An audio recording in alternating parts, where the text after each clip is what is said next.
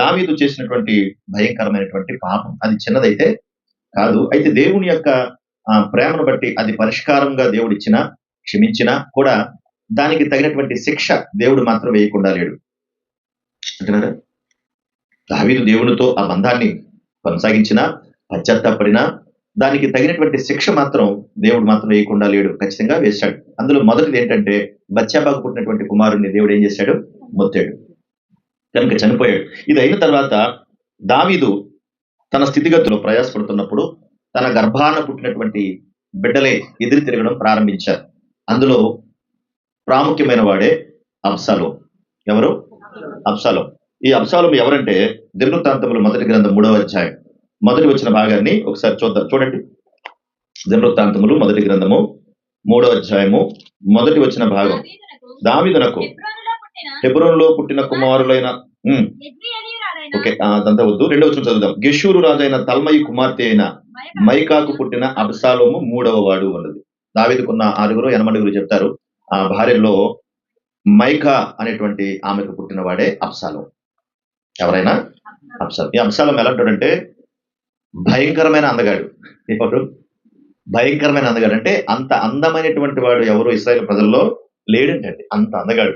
ఎక్కడంటే తల మొదలుకొని అరికాలు వదులు కూడా చాలా అందమైనటువంటి వ్యక్తి అంటే అబ్షాలోము అంటే. అతని జుత్తు కూడా చాలా పొడవాటిగా ఉంటదన్నమాట. అంత గొప్పవాడు. అలాంటి అబ్షాలోము దావీదు గర్భాన పుట్టినటువంటి వాడు. అయితే జరగకున్నటువంటి కొన్ని సంఘటనలు దావీదు చేసినటువంటి పనిని బట్టి అది బిడ్డలకు వచ్చి ఆ తర్వాత వారు చేసినటువంటి పనిని బట్టి అబ్షాలోము అమ్నోను అనేటువంటి వాడి మీద కక్ష కట్టాడు. అమ్నోను కూడా దావీదు కొడుకే, అబ్షాలోము కూడా దావీదు కొడుకే. అయితే చేయకూడని పని అమ్నోను చేశాడు. అబ్షాలోము యొక్క సహోదరుని పాడు చేశాడు. దానివల్ల అబ్షాలోము ఏం చేశాడంటే అమ్నోను మీద కక్ష కట్టాడు. కక్ష కడితే దాన్ని బట్టి ఏమైందంటే అమ్నోను చంపేశాడు. అయితే ఎప్పుడైతే ఇలా చేశాడో దావీదు జరిగిన దాన్ని చూసి అబ్షాలోమును శిక్షించడానికి ప్రయత్నం చేశాడు. అబ్షాలోము ఏం చేశాడంటే వేరే చోటకి పారిపోయాడు. యెరూషలేములో అందరూ ఉన్నారు.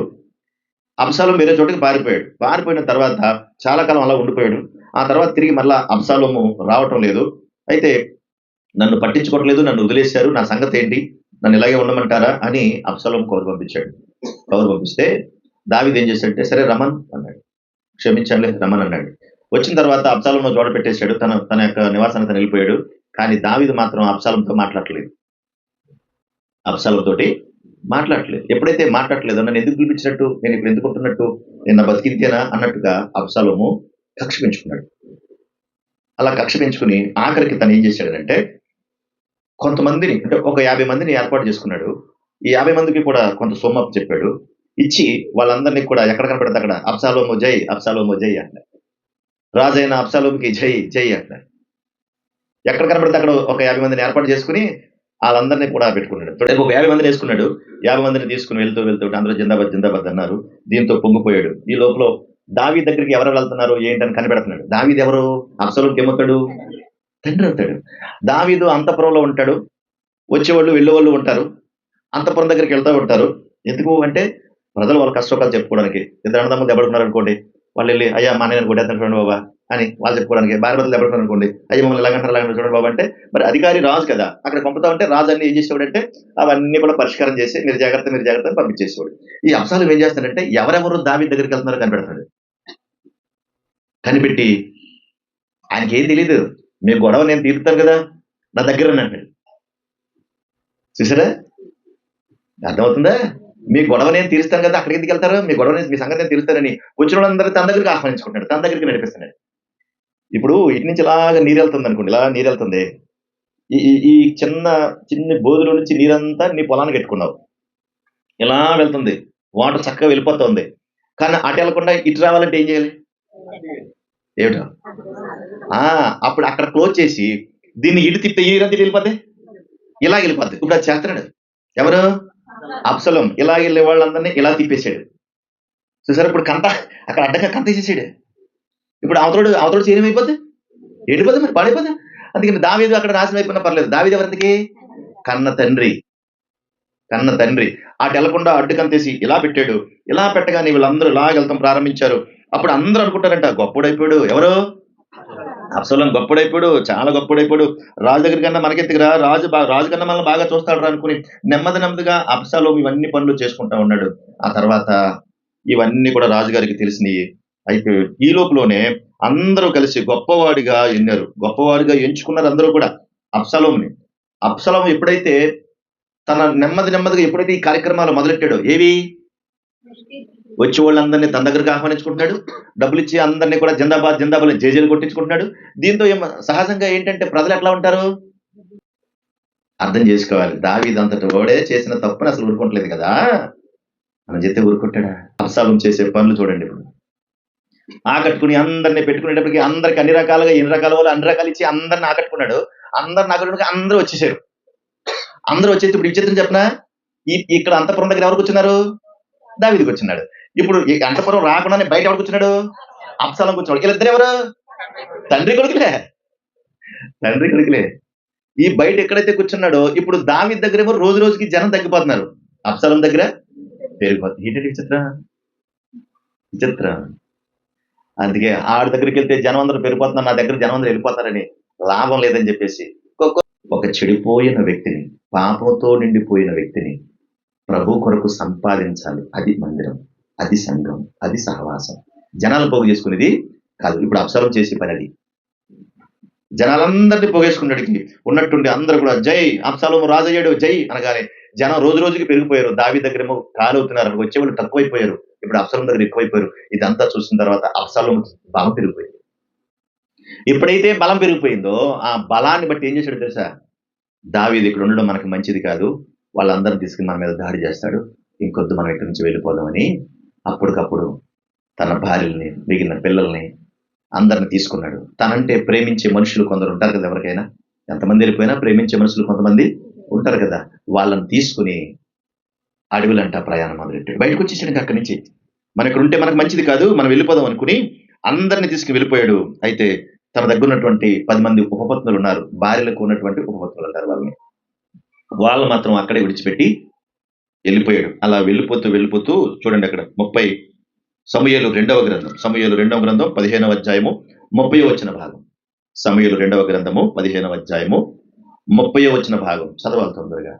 అయితే దావీదు ఒలీవ చెట్ల కొండ ఎక్కుచు ఏడ్చుచు తలకప్పుకుని పాదరక్షలు లేకుండా కాలి నడకన వెళ్ళెను. అతని యొద్దనున్న జనులందరూ తలలు కప్పుకుని ఏడ్చుచు కొండ ఎక్కిరి. ఇప్పుడు మీకు అర్థం కావాలి, మనందరికి అర్థం కావాలి ఏంటంటే, దావీదు దేవుని పాదాలు పట్టుకున్నాడు, అయినా కానీ దేవుడు క్షమించాడు.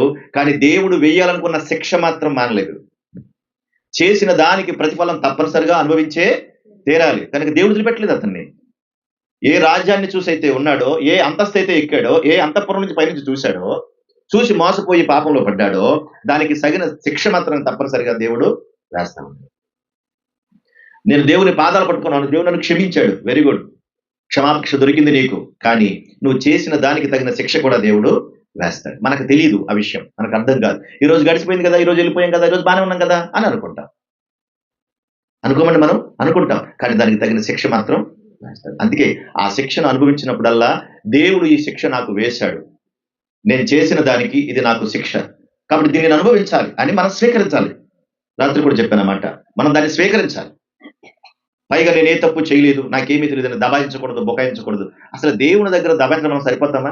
ఎందుకంటే దేవుడికి అన్ని కళ్ళే కాదండి, అన్ని కళ్ళే. అందుకని ఏం మాట్లాడతాడు? ఆకాశమా, భూమి, ఎవరితో మాట్లాడుతున్నాడు అంటే ఆయన చుట్టూరు ఆయన సాక్షులు ఉన్నారు. ఎవరనుకుంటున్నారు? భూమి ఆయన సాక్షిగా ఉంది, ఆకాశం ఆయన సాక్షి ఉంది. మరి అక్కడికి వెళ్ళినా ఆకాశం ఉంటుందా? ఎక్కడికి వెళ్ళినా భూమి ఉంటుందా? మరి ఎక్కడికి వెళ్ళిపోతాం? ఎక్కడ దాక్కుంటాం? ఎవరికి తెలియదు అనుకుంటా కొద్దేంటి, భూమి చెప్తుంది. కనుక దేవుని దగ్గర మనం దాక్కునే అవకాశమే లేదు. మనుషుల దగ్గర దాక్కోగలం, మనుషుల దగ్గర దాయగలం, కానీ దేవుని దగ్గర దాయలం, దాక్కోలేం.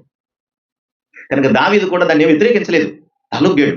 నేను చేసింది తప్పే, నాకు తెలుసు, నాకు అర్థమైంది, నువ్వు వేసిన శిక్ష నేను స్వీకరిస్తున్నానని అంగీకరించాడు. దాన్ని అంగీకరించి వెళ్ళిపోతూ ఉన్న సమయంలో తనకు వచ్చినటువంటి శిక్ష చూడండి ఏమంటాడంట, కొండ ఎక్కుతూ ఏడుస్తూ తల కప్పుకుని పాదరక్షలు లేకుండా కాలి నడకన అంతఃపురంలో నడిచినోడు ఇప్పుడు ఎలా వెళ్తున్నాడంట? చెప్పులు కూడా లేకుండా ఎలా వెళ్తున్నాడు? కాలినడకన వెళ్తున్నాడు. రథాల మీద ప్రయాణం చేసినోడు చూడండి ఎలా పరిస్థితి వచ్చేసిందో. ఆయన ప్రణాళికేమో నువ్వు గొప్పగా బతకాలి, నువ్వు ఉన్నతంగా బతకాలి, నాకు మహిమకరంగా నువ్వు బ్రతకాలి, నా కొరకు నువ్వు బ్రతకాలి. నేను కదా నిన్ను సింహాసనం ఎక్కించాను. ఎక్కడో గొర్రెలు కాసుకున్న వాడిని తీసుకొచ్చి నిన్ను సింహాసనం ఎక్కిస్తే నువ్వు చేయకున్న పని చేసావు కదా, కాబట్టి నువ్వు అనుభవించాలి, తప్పదు నాయనా అంటే, నిజమే ప్రభువా అని అంగీకరించి ఎదురు తిరగకుండా పరిగెడుతున్నాడు. ఎవరి మీద దాడి దాడి చేసాడు దేవుడు? ఎవరిని శత్రువుగా పెంచాడు? సొంత కొడుకుని శత్రువుగా పెంచాడు. సొంత కొడుకే తిరుగుబాటు చేసేలాగా ఉన్నాడు. ఇప్పుడు ఎదుగుతున్న ఈ కొడుకులు మనమే తిరుగుబాటు చేయకుండా ఉంటారని గ్యారంటీ ఉందా? తిరగబడకుండా ఉంటారని ఏమన్నా గ్యారంటీ ఉందా? చెప్పరే. అసలు ఇప్పుడే తిరగబడతంటే నీళ్ళు ఒక్కొక్కటి 10 సంవత్సరాలు కూడా రాలేదు ఇంకాని. పెరిగే కొలది కూడా పిల్లలు మాట వినని రోజుల్లో మనం ఉన్నాము. చిన్న వయసులోనే తిరగబడేటువంటి రోజుల్లో ఉన్నాం మనం ఇప్పుడు.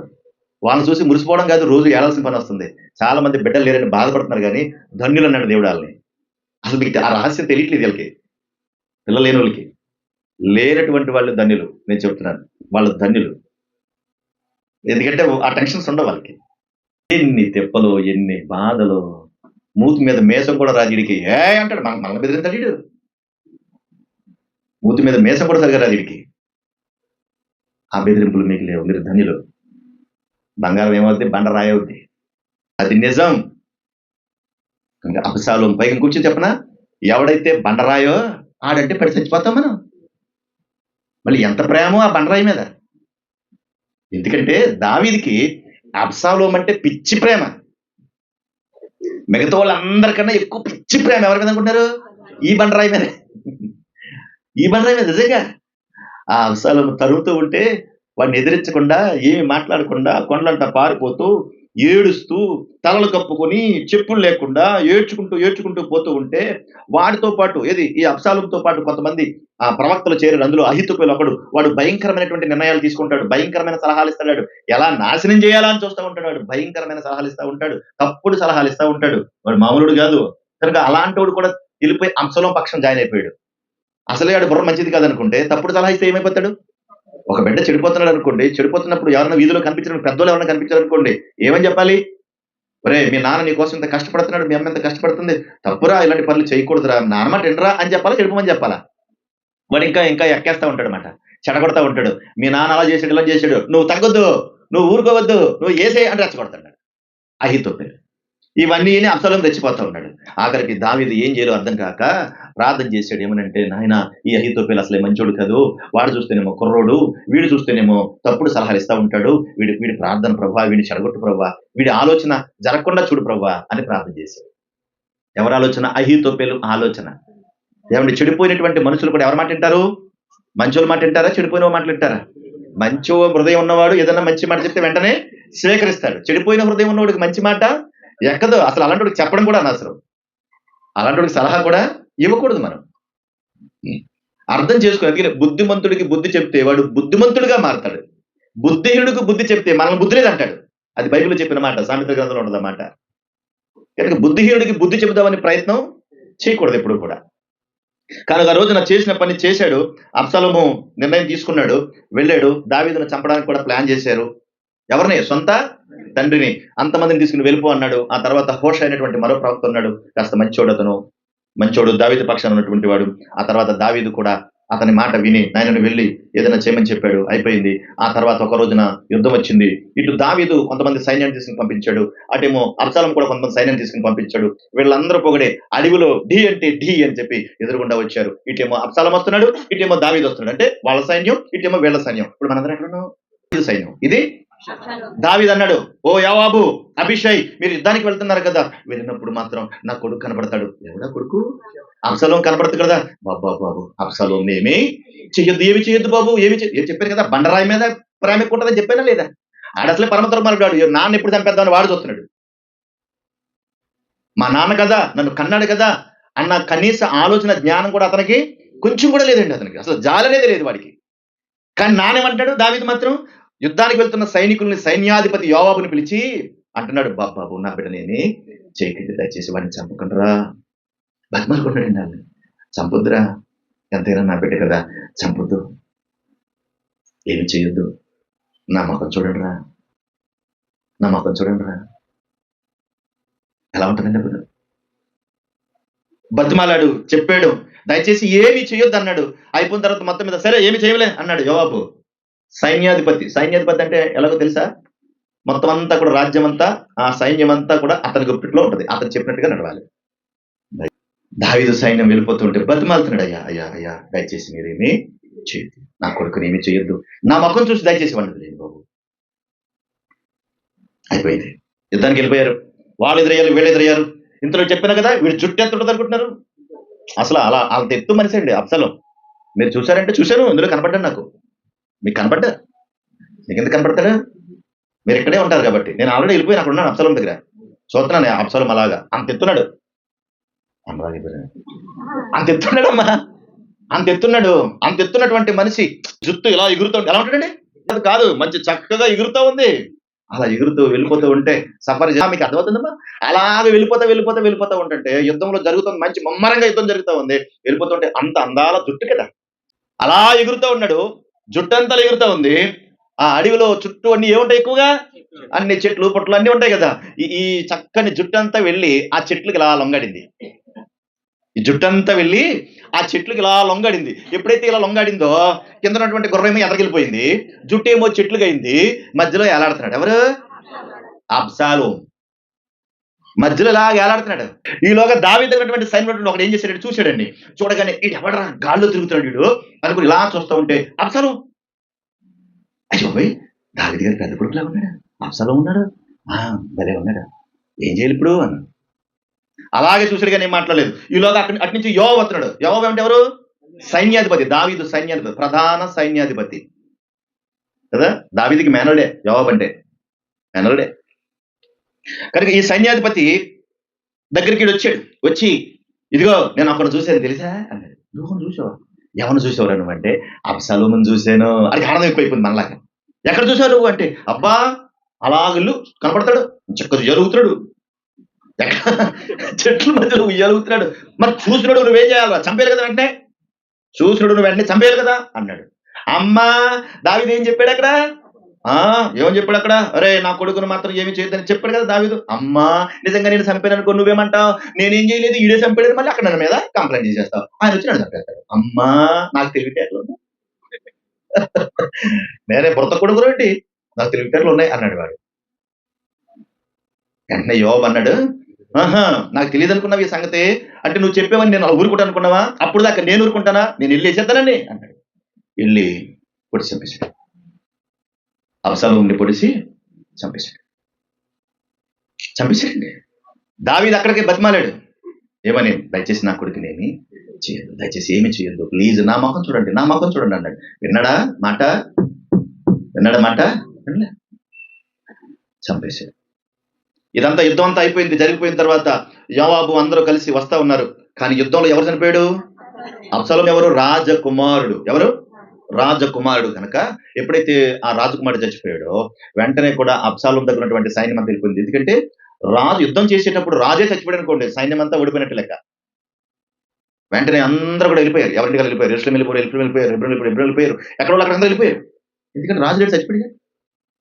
ఆ తర్వాత తిరిగి యోవాబు అందరూ కలిసి తిరిగి వచ్చేస్తారు కానీ ఎవరికీ ఆనందం లేదు. ఎవరికి ఆనందం? ఎందుకు? రాజకుమారుడు చచ్చిపోయాడు. ఇతను ఒక్కడు చచ్చిపోయినందుకు అటు సైన్యంలోనూ ఆనందం లేదు, ఇక్కడ వీళ్ళకి కూడా ఆనందం లేదు. ఎవరికి ఆనందం లేదు ఆ రోజు. ఎప్పుడైతే ఆనందం లేదో అందరూ కూడా ఏడుపు మొక్కలు పెట్టుకుని వస్తా ఉన్నారు. దావీదేమో అంతపురం అంటే తను ఉన్నటువంటి ఏరియా అక్కడే ఉన్నాడు. అక్కడే ఉండి ఎదురు చూస్తా ఉన్నాడు. అక్కడ ఏం జరుగుతుందో ఏమో, నా కొడుకు బతుకున్నాడో లేదో, నా కొడుకును కలిసి చంపేశారా ఏమో, ఏం చేస్తున్నారో ఏమని. అసలు ఎలా ఉంటుందని అక్కడ యుద్ధం జరుగుతుంటే మనసు అంత ఉంటుందా? ఇంట్లో వాళ్ళు రోడ్డు మీద కొట్టుకుంటుంటే మన ఇంట్లోకి వచ్చి టీవీ చూస్తామా? మీ ఇంట్లో వాళ్ళు బయట కొట్టుకుంటూ ఉంటుంటే నువ్వు ఇంట్లో టీవీ చూడగలవా? ఏడుస్తున్నాడు అక్కడ, కూర్చొని చూస్తా ఉన్నాడు. ఏం జరుగుతుందో చూస్తున్నాడు అక్కడ. అలా చూస్తున్నప్పుడు ఒకడు వచ్చి మాట్లాడాడు. అయ్యా ఏం జరిగిందంటే, ఏం జరిగిందో తెలియదయ్యా అన్నాడు. మరొకడు వచ్చాడు. ఏం జరిగింది నాయనంటే, యుద్ధంలో రాజకుమారుడు చనిపోయాడు. ఇంకా దావీదు ఏడవడం మొదలు పెట్టాడండి. ఏడుపు ఎలా ఏడుస్తున్నాడంటే తన రాజుల సంగతి కూడా మర్చిపోయి గొల్లుమని ఏడవడం మొదలెట్టాడు. అయ్యో నా కుమారుడా అబ్షాలోమా, నేను చంపుకున్నాను కదా అబ్షాలోమా, గొల్లుమని ఏడవడం మొదలు పెట్టాడండి. సైన్యం అంతా యుద్ధానికి వెళ్ళి సైన్యం వస్తుంది. ఇక్కడేమో అబ్షాలోమును కూడబట్టి దావీదేమో గొల్లుమని ఏడుస్తున్నాడు. ఆ ఆ లోపల గుమ్మం దగ్గర కూర్చుని ఏడుస్తూ ఉంటే వచ్చిన వాళ్ళందరూ కూడా అక్కడ యుద్ధంలో జయించారు, శత్రువులందరినీ చంపారు. మరి శత్రువులను చంపారంటే ఆనందపడాలా ఏడవాలా? కానీ శత్రువులు మనవడైనప్పుడు ఇద్దరు అన్నదమ్ములు కలిసి దెబ్బడుకున్నారు అనుకుందాం. ఇద్దరు అన్నదమ్ములు కలిసి దెబ్బడుకున్నారు. ఇద్దరు అన్నదమ్ములు అన్నయ్య తమ్ముడు ఇద్దరు దెబ్బడుకుని అన్నగారు వెళ్ళి తమ్ముడిని చంపేశాడు అనుకోండి. ఎవరు ఏడుతారు ఇప్పుడు? ఈ ఇంట్లోనూ ఏడుపుంటది, ఈ ఇంట్లోనూ ఏడుపుంటది. అంటే మా తోడబుట్టినోడు కదా మరి. రెండు కుటుంబాలు ఒకటే కదా, కానీ శత్రుత్వాన్ని పెంచుకునే కదా కొట్టి తెచ్చారు వీళ్ళు. కానీ ఎంత బాధ ఉంటది. అటేమో అబ్షాలోమును బట్టి ఆ సైన్యం అంతా ఏడ్చుకుంటూ పోయారు, ఇటేమో అబ్షాలోమును బట్టి దావీదు కుమారుని బట్టి వీళ్ళేమో ఏడ్చుకుంటూ ఎవరు కూడా కిక్కురు మనకుండా ఎవరికల్లా లోపలికి వెళ్ళిపోయారు. ఎందుకు అంటే దావీదు అక్కడ గొల్లుమని ఏడుస్తూ ఉన్నాడు. అందరికి ఎలా అనిపించిందంటే మేము తప్పు చేసామనేటువంటి భావన వాళ్ళ మనసుకు అనిపించింది. తప్పు చేసాం, అతను కొట్టి చంపామని. కానీ చంపింది ఎవరు? యోవాబు. తక్కువడేం కాదు, మేనలుడు, సెరూయా కొడుకు, దావీదు అక్క కొడుకు, మేనలుడు. ఎప్పుడైతే కొట్టి చంపాడో అయిపోయింది. చాలా రోజులు అలా ఉండిపోయాడు దావీదు. ఆఖరికి దావీదు దగ్గరికి వచ్చి యోవాబు అంటున్నాడు, ఎంతకాలం ఇలా ఏడుస్తావు నువ్వు? యోవాబు అంటున్నాడు, ఎంతకాలం ఏడుస్తావు నువ్వు ఇట్లా? నిన్ను నిన్ను చంపడానికి ప్రయత్నం చేసి అక్కడ నుండి నిన్ను బయటకు గెంటేస్తే నువ్వే మా రాజు అనుకుని మేమందరం పోగొడి నీ కూడా వస్తే యుద్ధానికి వెళ్ళినప్పుడు శత్రువును చంపితే నువ్వేమో మేమేదో చేసామన్నట్టుగా మమ్మల్ని అందరినీ చూసి నువ్వు ఏడుస్తా ఉంటే ఇప్పుడు మేమేం చేయాలి? కుయుక్తి యోవాబు, కుయుక్తి అండి, చాలా డేంజర్ మనిషి యోవాబు అన్నవాడు. ఇప్పుడు మేమేం చేయాలి? ఇప్పుడు గనక నువ్వు బయటకు వచ్చి ప్రజలందరూ కనపడకపోయావనుకో, తెల్లారేటప్పటికి నీ దగ్గర ఒక్కడు కూడా ఉండడు. ఎవరు చెప్తున్నారు ఈ మాట? దావీదు సైన్యాధిపతి అయిన యోవాబు చెబుతున్నాడు. ఇంతవరకు జరిగింది ఒక ఎత్తు, ఇప్పుడు జరిగేది ఒక ఎత్తు. నువ్వు గనక ఏడు పాపి పొద్దున్నే బయటకు వచ్చి నువ్వు గుమ్మం దగ్గర కూర్చుంటే అందరూ నీ దగ్గరకు వస్తారు, లేదా తెల్లారేటప్పటికి ఒక్కడు కూడా నీ దగ్గర ఉండడు. ఇంతకు ముందు జరిగిన దానికంటే ఇది మరింత బాధ కలిగిస్తుంది నీకు, ఇది నువ్వు తెలుసుకోవాలి అన్నాడు. ఈ మాటలన్నీ మనకి ఇంపార్టెంట్. ఎందుకో తెలుసా? దేవుడేమో గొప్పగా చూడాలనుకుంటున్నాడు, గొప్పగా పెంచాలనుకుంటున్నాడు, గొప్పగా ఉండాలనుకుంటున్నాడు. కానీ దావీదు వల్లే తప్పటడుగులేసి మన జీవితాలను మనమే కోల్పోసుకుంటున్నాం. ఆ రోజు దావీదు చేసిన పనికి దేవుడు శిక్షించకుండా వదిలేశాడా? చూడండి, ఇప్పుడు ఆ శిక్ష కొనసాగుతుందా? ఆ పరిష్కారం లేకుండానే ఇవన్నీ జరుగుతున్నాయి. చేసిన దానికి శిక్ష వేస్తున్నాడు దేవుడు. ఆయన క్షమించాడు, కానీ నువ్వు చేసింది తప్పు అనే సంగతి నీకు గ్రహించాలి. నువ్వు ఎవరికీ కనపడకుండా చేసావు, ఇది అందరికీ తెలిసేటట్టుగా నేను చేయిస్తానన్నాడు. శిక్ష. అందుకే తెలిసి చేస్తే ఒక రకమైన శిక్ష, తెలియకుండా చేస్తే మరొక రకమైన శిక్ష. అపొస్తలుడైన పౌలు ఏం చేశాడు? నేను తెలియక చేశాను గనక నేను కనికరింపబడితిని. తెలియక చేశాను కనుక. అది తెలిసి చేస్తే వేరే శిక్ష. కనుక మనకు తెలిసినప్పుడు మనం దేవుని మాటకు లోబడి తీరాలి, లోబడాలి. లోబడేటువంటి మనుషులుగా మనం బ్రతికితే, ఆయన బిడ్డలుగా మనం బ్రతికితే ఆయన తప్పకుండా సహాయం చేస్తాడు. ఆ రోజు యోవాబు చేసినటువంటి పనిని బట్టి పొద్దున్నే వచ్చి కూర్చున్నాడు దావీదు. అందరూ వచ్చారు. అందరూ వచ్చిన తర్వాత అందరూ మాట్లాడిన తర్వాత, అయ్యా రాజుగారు బయటకు వచ్చి కూర్చున్నారంట అని ఒకరి తర్వాత ఒకరు అందరూ వచ్చారు. అందరూ పలకరించారు, మాట్లాడారు. అందరూ అయిపోయిన తర్వాత తనకు తానే ధైర్యం తెచ్చుకున్నాడు. తన స్థితిగతులన్నింటిలోనూ కూడా దేవుని యొక్క మాటను బట్టి తనకు తానే ధైర్యం తెచ్చుకుని మరలా నిలబడ్డాడు. ఎంత కష్టం ఇప్పుడు మీరు ఆలోచించండి. అమ్మ వింటున్నారు తల్లులారా, అందరికీ అన్ని విధాలుగా అన్ని విషయాలలో కూడా ఒక మంచి సహవాసము కలిగి ఉండాలి. అది కుటుంబంలోనూ కలిగి ఉండాలి, అలాగే సంఘంలోనూ కూడా కలిగి ఉండాలి. ఒంటరిగా ఎప్పుడూ ఉండకూడదు. వీళ్ళతో నాకు సంబంధం లేదు, వీళ్ళతో నాకు సంబంధం లేదు, వీళ్ళతో నాకు సంబంధం, అది ఇప్పుడు ఉండకూడదు. ఒక మనిషి మరొక మనిషి మీద ఆధారపడి బ్రతకడానికి దేవుడు భూమి మీద ఏర్పాటు చేశాడు. కనుక సహవాసం చాలా అవసరం. ఒంటరిగా ఉండి ఏమీ సాధించాలి. అందుకే నువ్వు ఒంటరి వాడైపోతావు మేమందరం వెళ్తే అని ఎప్పుడైతే అన్నాడో దావీదు ఏం చేశాడు? తిరిగి మరలా తనకు తానే నిలబడ్డాడు. దేవుని మీద ఆధారపడి తను చేసిన దానికి కదా ఇవన్నీ నేను అనుభవిస్తున్నాను, ఇది నాకు తగిన శిక్ష అనుకున్నాడు. తనకు అర్థమైంది. అందుకే దేవుని ప్రణాళికకు మనం ఎదురు తిరగకూడదు. నాకు అన్నీ తెలుసు, నాకున్నంత జ్ఞానం ఎవరికి లేదు ఈ భూమి మీద, నాకు అన్నీ తెలుసు, నాకు అన్నీ అర్థమను అని దావీదు అనుకున్నాడా? మాట్లాడిందమ్మా అనుకున్నాడా? మరి అలాగని దావీదు జ్ఞానవంతుడు కదా? జ్ఞానవంతుడు, తెలివైన వాడు, మంచి ప్రార్థనాపరుడు, మంచి సంగీతపరుడు, అన్ని విషయాలు అవగాహన కలిగిన వాడు. అయినా సరే పడిపోయాడు. చూసారా? కనుక పడిపోయే ప్రమాదం ఉందా లేదా? ఖచ్చితంగా ఉంది. కానీ పడిపోయిన చోటే తిరిగి మరలా నిలబడేటువంటి యోగ్యతను దేవుడే మనకు కల్పిస్తున్నాడు. కాబట్టి మనం నిలబడాలి. ఆ రోజు చేసినటువంటి పనిని బట్టి దావీదు ఎన్ని ఇబ్బందులు ఎదుర్కొన్నా తిరిగి మరలా నిలబడగలిగాడు. ఆ తర్వాత యోధావారు వచ్చారు. యోధావారు వచ్చిన తర్వాత వాళ్ళు మాట్లాడారు, నాయనా ఏంటి ఎన్నల్లా ఉంటారు, కానీ మనం వెళ్ళిపోదాం, మన రాజ్యానికి మనం వెళ్ళిపోదాం, అక్కడికి ఎవరు లేరు, మన రాజ్యం మందే అన్నారు. తర్వాత ఇశ్రాయేల్ ప్రజలు వచ్చారు. షార్ట్ కట్ లో చెప్తాను ఇవన్నీ, మన కుదరదు, మన ప్రణాళిక తెలియదు అంతే మనకి. కనుక ఇశ్రాయేల్ ప్రజలు అందరూ వచ్చారు. ఎందుకంటే ఇశ్రాయేలు యూదా జనాంగం వేరు వేరుగా ఉంటారు, కానీ అందరూ కలిపి ఇశ్రాయేల్ అంటారు. కనుక 12 గోత్రాల ప్రజలు మళ్ళా కలిసి ఉన్నారు. ఇప్పుడు ఇశ్రాయేల్ ప్రజలు, ఇటు యోధా వారు అందరూ కలిసి దావీదును తీసుకెళ్లి మరలా సింహాసనం మీద కూర్చోబెట్టారు. దావీదును తీసుకెళ్లి మరలా సింహాసనం మీద కూర్చోబెట్టారు. సింహాసనం మీద కూర్చున్న తర్వాత అప్పుడు మరలా వాళ్ళందరితోనూ మాట్లాడుతూ వచ్చాడు. మాట్లాడుతూ వచ్చిన తర్వాత ఒక చిన్న మాట మీకు జ్ఞాపకం చేయాలనుకుంటున్నాను. ఇక్కడ తర్వాత ఫిలిష్తీయులు వచ్చారు, వాళ్ళతో యుద్ధం చేశాడు. ఆ తర్వాత అందరినీ కలుపుకుని తిరిగి మరలా పట్టాభిషేకానికి వెళ్ళాడు. ఒక మాట మీకు జ్ఞాపకం చేస్తాను. 22వ అధ్యాయం, సమూయేలు 2వ గ్రంథం 22వ అధ్యాయం, సమూయేలు 2వ గ్రంథం 22వ అధ్యాయం చూడండి ఒకసారి.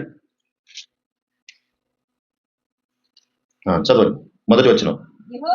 యెహోవా తనను సౌలు చేతిలో నుండి, తన శత్రువుల చేతిలో నుండి తప్పించిన దినమున దావీదు ఈ గీత వాక్యములను చెప్పి యెహోవాను స్తోత్రించిన. అంటే ఏం చేశాడు? ఇందాక మీకు గుర్రం మీద స్వారీ చూపించాడు, కంచరగాడిదని ఉంది అక్కడ. కంచరగాడిదంట, గుర్రం కాదంట. అంటే గుర్రం కూడా గాల్లో ఎగిరిపోతుంది అనమాట. రైట్, ఇప్పుడు చదువుతున్నాం. సౌలు చేతిలో నుండి శత్రువుల చేతిలో నుండి తప్పించిన దినమున దావీదు ఈ గీత వాక్యములు ఎత్తి యెహోవాను స్తోత్రించాడు. అంటే ఏం జరిగింది? జరిగిన సంగతులన్నీ కూడా గుర్తుపెట్టుకున్నాడు. తిరిగి మళ్ళీ తన రాజ్యాన్ని తను తీసుకోగలిగాడు. దేవుడు చిత్త ప్రకారంగా అది జరిగింది. ఆ తర్వాత ఏమైంది అంటే, సౌలు చేతిలో నుండి శత్రువుల చేతులు విడిపించిన తర్వాత దేవుణ్ణి స్తుతించడం ప్రారంభించాడు. అర్థం చేస్తున్నాం?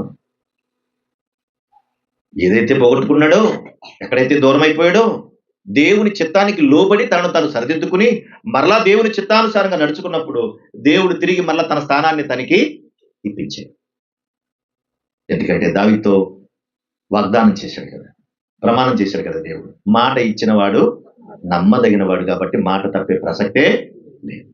కనుక దావీదు ఆ రోజున దేవుని స్తోత్రాలు చెల్లిస్తూ దేవునితో మాట్లాడుతున్నాడు. మనం కూడా ఎప్పుడైనా ఒకవేళ ఏదైనా ఇబ్బంది కలిగిన, కష్టం కలిగిన, ఒకవేళ కొంచెం ఆ మనసుకు గాయం అనిపించినా కాస్త నువ్వు దూరం వెళ్ళొచ్చు, కొంచెం నువ్వు దూరం వెళ్ళొచ్చు. నీకు నాకు సంబంధం లేదంటావు, సంఘానికి నాకు సంబంధం లేదంటావు, మీరు నాకు సంబంధం లేదంటావు, కొంచెం దూరం వెళ్ళొచ్చు. కానీ దేవుని చిత్తానికి నువ్వు లోబడి కాస్త మనసు పెట్టి అర్థం చేసుకుని కాస్త మోకరించి ప్రార్థన చేస్తే నువ్వు చేసిన పొరపాటు ఏంటో, నువ్వు చేస్తున్న పనులు ఏంటో, అసలు ఏం జరిగిందో అన్ని అవగాహనలోకి వస్తాయి. వచ్చినప్పుడు దావీదు వలె నువ్వు కూడా లోబడాలి. అప్పుడు స్తుతించగలుగుతావు. అంతే కదా మరి, అప్పుడు స్తుతించగలుగుతాం. కానీ నాకు సంబంధం లేదని ఒకవేళ దావీదు అనుకుంటే, వీళ్ళు ఎంత పనులు చేశారని చెప్పేసి వాళ్ళ మీద ఒకవేళ దావీదు కక్ష కడితే ఎలా ఉండేది పరిస్థితి? కనుక అవన్నీ మనసులో పెట్టుకోకుండా దావీదు ఏం చేశాడంటే అన్ని విడిచిపెట్టేశాడు. అప్పుడు స్తోత్రాలు చెల్లిస్తున్నాడు. చూడండి ఇప్పుడు ఏమంటున్నాడు చూడండి. యెహోవా నా శైలము, నా కోట, నా రక్షకుడు. ఎవరైనా యెహోవా నా కోట, నా శైలము, నా రక్షకుడు అంటాడు. ఆ మూడో వచనంలో కూడా ఆయనే నాకు రక్షకుడు అంటాడు. 4వ వచనంలో కూడా కీర్తనీయుడైన యెహోవా అంటాడు. 7వ వచనంలో కూడా నా శ్రమలో నేను యెహోవాకు మొర్రపెట్టి తిని నా దేవునికి ప్రార్థన చేసి తినట్టాడు. 20వ వచనంలో కూడా నేను ఆయనకు ఇష్టడను గనక ఆయన నన్ను తప్పించాను. ఎలా ఆరాధన చేస్తాడో చూడండి. ఇప్పుడు మనకు తెలియకుండా చేసే పని ఏంటో తెలిస్తే పెద్ద పొరపాటు. జరిగిన వాటిని అన్నింటిని కూడా మనసులో పెట్టుకుంటాం. వాళ్ళు గుర్తొచ్చేస్తూ ఉంటారు. మనకి గుర్తొచ్చినప్పుడల్లా మనకు అహం వచ్చేస్తూ ఉంటుంది, కోపం వచ్చేస్తూ ఉంటుంది, అసూయ వచ్చేస్తూ ఉంటుంది, దూరం అయిపోవడానికి ప్రయత్నం చేస్తాం. వాళ్ళు ఇంట్లో వాళ్ళు కావచ్చు, ఇతర వాళ్ళు కావచ్చు. దేవుడు అంటాడు అదంతా కూడా నువ్వు సరిదిద్దుకోవాలి, నువ్వు సరి తీసుకోవాలి. దావీదు అన్ని కూడా మనసులో పెట్టుకోవాలి, తీసిపడేశాడు పక్కన, అన్ని పక్కన పెట్టేశాడు. ఒకటే గురి ఆయనకు, ఆయనే నా రక్షకుడు, యెహోవాయే నా శైలము, ఆయనే నా కోట, ఆయనే నాకు ఆశ్రయం అంటాడు. అది ఉండాలి మనకి. మనుషుల వైపు చూడకూడదు, ఆయన వైపు చూస్తే అన్ని బాగుంటాం. ఒకళ్ళు ఎవరైనా మనల్ని వ్యతిరేకించినా కూడా వాళ్ళని ప్రేమించే మనసు వచ్చేది మనకి. కోపం పొరపాటును కూడా రాదు. వాళ్ళు ఒకవేళ మనం దూషించినా కూడా మనం ఏమంటాం తెలిసి వాళ్ళని పోన్లే అంటే అన్నాడు, దేవునికి స్తోత్రం, ఆడాలా ఉంది కాబట్టి అంటున్నాడు. దావీదు అలాగే కొండలంటే వెళ్ళిపోతా ఉంటే దావీదు అంటే నచ్చలుండా కొన్నాడు. ఆడి పేరు షిమి. ఎవడాడు? షిమి. వాడికి మంచి అవకాశం దొరికింది. వాడి శత్రువు దావీదుకి, వాడికి మంచి అవకాశం దొరికింది. అవకాశం దొరకగానే వాడు ఏమంటాడంటే, ఒరే దుర్మార్గుడా, నువ్వు దుర్మార్గుడురా, నీకు అందుకే ఈ గతి పట్టిందిరా, అందుకే నీకు ఇలా జరిగిందిరా అంటున్నాడు. ఎందుకంటే దావీదు చేసిన పనికి ఆడికి అవకాశం దొరికింది. శత్రువుకి అవకాశం ఎవరిచ్చారు? ఆ రోజున నాతాను కూడా అన్నాడు, నువ్వు శత్రువులకు అవకాశం ఇచ్చావు నువ్వు చేసిన పని వల్ల అన్నాడా? రాత్రి చదువుకున్నాం మనం అక్కడ.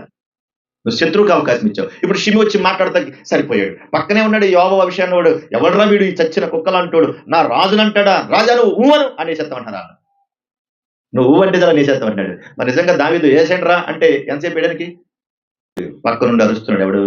యోవాబు, అభిషేక్. దావీదు ఏమన్నా తెలుసా? సెరూయా కుమారులారా, ఎందుకు నీకు నాకు ఏమి పొందు ఏమి పొత్తు, నన్ను బట్టి మీరు ఎంత గట్టిగా మాట్లాడుతున్నారు కదా. పోన్లే అంటే అన్నవాడి వాడిని వాడు నన్ను శపిస్తున్నాడు కదా. మిమ్మల్ని కదా శపించేది, నన్ను కదా శపిస్తున్నాడు. పోన్లే శపించు. ఒకవేళ అలా శపిస్తే ఏం జరిగింది? అక్కడ అన్నమాట చదువు. 16 అధ్యాయంలో ఉందన్నమాట. 16 అధ్యాయం 7 వచ్చిన భాగంలో ఉంది. తర్వాత ఇప్పుడు చదివేదేమో 10 వచ్చిన భాగంలో ఉంది. దావీదును శపించమని యెహోవానికి సెలవీయగా నీవు ఎలాగున ఎందుకు చేయుచున్నవని ఆక్షేపణ చేయగలవాడెవడు? దేవుడే వాడిని శపించమని పంపించినట్టున్నాడు, అందుకే వాడు శపిస్తున్నాడు. చూసారు ఎలా మలుచుకున్నాడు? సెరూయా కుమారులారా, మీకు నాకు ఏంటి పొత్తు? దేవుడే వాడిని శపించమని పంపించాడు. ఇప్పుడు వాడేం చేస్తున్నాడు? వాడు చెప్పిస్తున్నాడు. కాబట్టి ఎవడైనా ఆపగలడంటే ఎవడు ఆపలేడు. ఏమో నా కడుపున పుట్టిన నా కుమారుడే నా ప్రాణము తీయ చూచుండగా ఈ బెన్యామీయుడు ఈ ప్రకారం చేయటం ఏమి ఆశ్చర్యం. వాడి జోలికి వెళ్ళకండి. నా కొడుకే సంపడానికి సిద్ధపడ్డాడు, ఈడొచ్చి తిడితే అని చెప్పు. చూసారా ఎలా మారి పెడుతుంది. అక్కడ మాట్లాడుతుంది ఎవరు? సామాన్యుడేమి కాదు, ఇశ్రాయేలు ప్రజలకు రాజే పౌరుషాన్ని చెప్పుకుని మౌనంగా ఉంటే మరి నువ్వేంటి ఎగురుతావు? ఎందుకు ఎగురుతున్నావు? ఇశ్రాయేలు రాజే మౌనంగా ఉంటే మనం ఎలా ఉండాలి? మరి అండ్ ప్రభుని అంగీకరించాడు మనం ఎలా ఉండాలి చెప్పండి? అనకూడదు, తప్పది.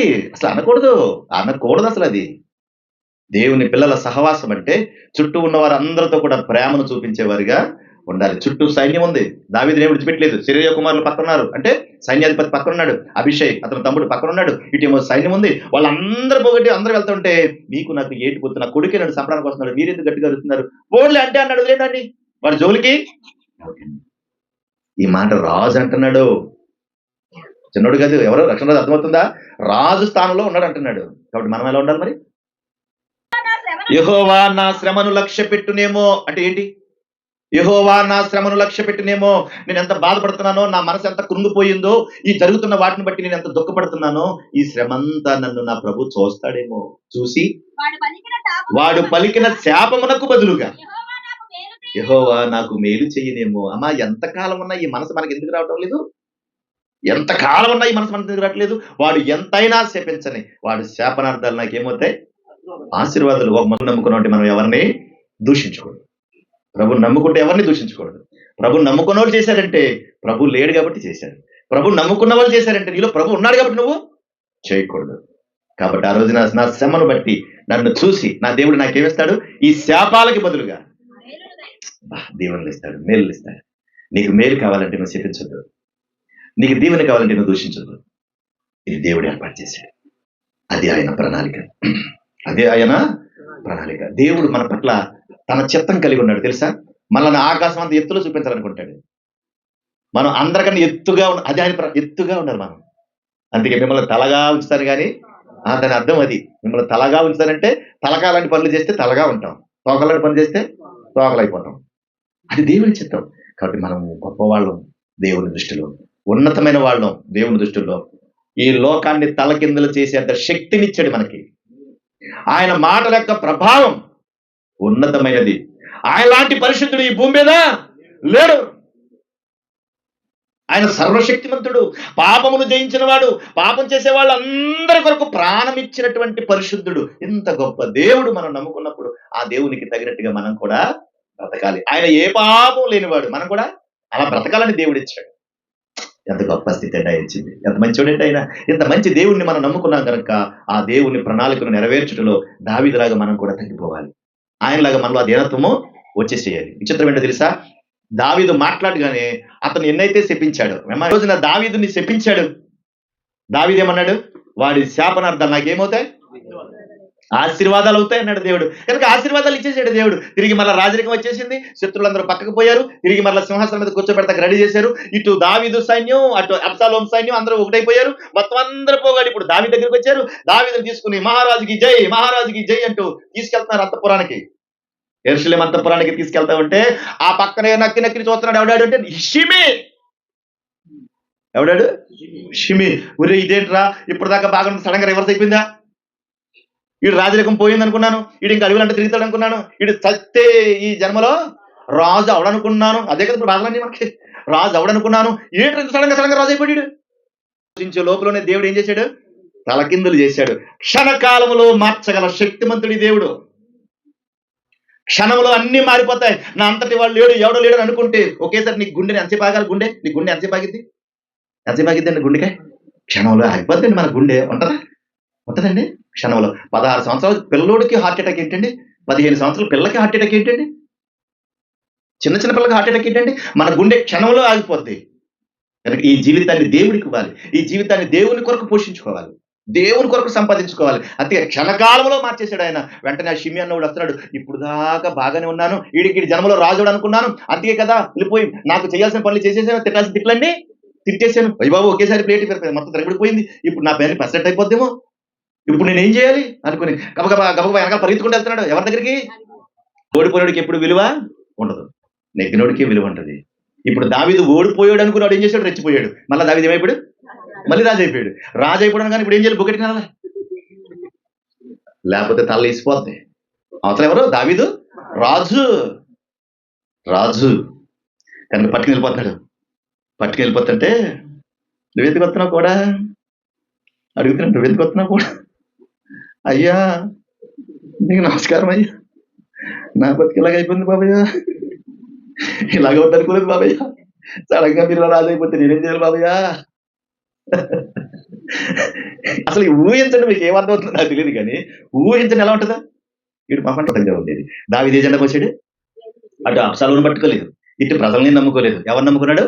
దేవుని నమ్ముకున్నాడు. అందుకని దేవుని మీద ఆధారపడి వెళ్ళిపోతున్నాడు కాబట్టి రివర్స్ అయిపోయింది. ఇవన్నీ జరిగిన తర్వాత ఏం చేయాలో అర్థం కాక పిచ్చెక్కిపోయింది. అయ్యా నీకు నమస్కారం బాబు అన్నాడు. ఎలాగ వద్దనుకోలేదు బాబు అన్నాడు.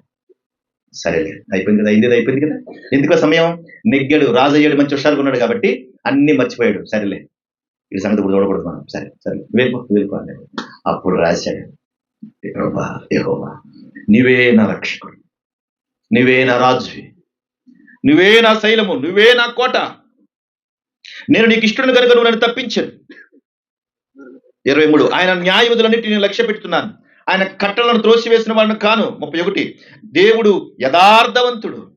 ఆ తర్వాత 27 వచనం అంటాడు, సద్భావము గలవాడు సద్భావం చూపుతావు. 26లో అంటున్నాడు, దయగల వారిలో నువ్వు దయ చూపిస్తావు, యథార్థవంతుడు నువ్వు యథార్థంగా ఉంటామంటాడు. 47 వచనం, యెహోవా జీవము గలవాడు, నా ఆశ్రయ దుర్గమైన వాడు, స్తోత్రార్హుడు, నాకు రాక్షణాశ్రయమైన దుర్గమైన యెహోవా మహోన్నతుడు.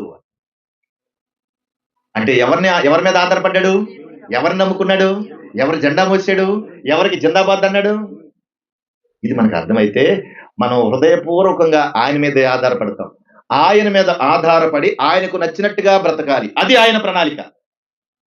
ఆయన మీద ఆధారపడి ఆయనకు నచ్చినట్టుగా బతకాలి, అది ఆయన ప్రణాళిక. నాకు ఇష్టమైనట్టుగా కాదు నా జీవితం, నీకు ఇష్టమైనట్టుగా బతకాలని దేవుడు దావీదుకు నేర్పినటువంటి పాఠం దావీదుకు బాగా అర్థమైంది. మనకు కూడా ఎన్నో పాఠాలు చెప్తాడు. ఆ పాఠాలని మనం నేర్చుకుని దేవుని మహిమకరంగా బ్రతికేయాలి, అది ఆయన ప్రణాళిక. కనుక దావీదు చివరి దశకు వచ్చేస్తా ఉన్నాడు. దావీదు చక్కగా పరిపాలన చేస్తా ఉన్నాడు. ఎలా పరిపాలన చేశాడో, ఎలా ముగించుకున్నాడో ప్రభు చిత్తమైతే